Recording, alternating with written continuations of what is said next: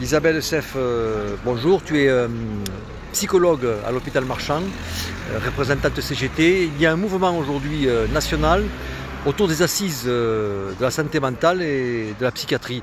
En tant que professionnel, vous vous sentez exclu, c'est bien ça? Oui, on peut déjà dire que dans le comité d'orientation des assises de la santé mentale, il n'y a pas de psychologue praticien.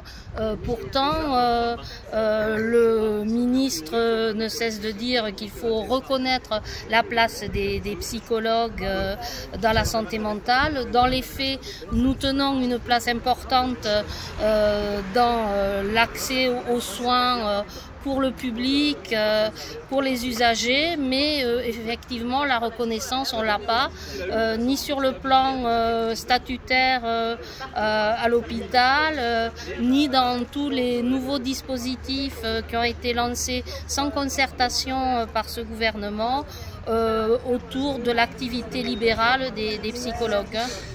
On pousse donc les gens vers le libéral, c'est un petit peu ce que tu me disais. Oui, c'est ça, on est dans des logiques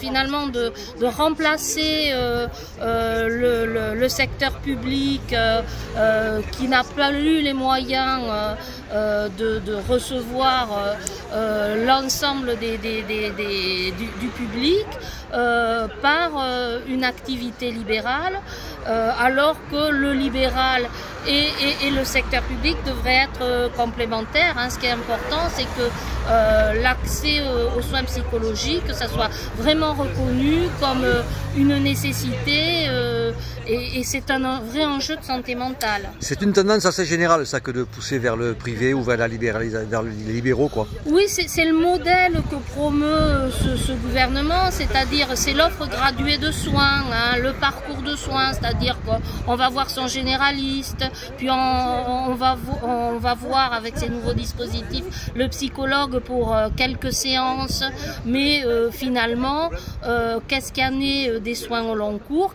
Là, le patient, la famille de l'enfant ou de l'adolescent se retrouve en déshérence parce que on est ramené sur des centres médico-psychologiques, des centres médico-psychopédagogiques qui n'ont absolument plus les moyens de faire face à la demande parce que les moyens, ils n'ont pas évolué malgré l'augmentation par exemple de la population à Toulouse depuis 25 ans.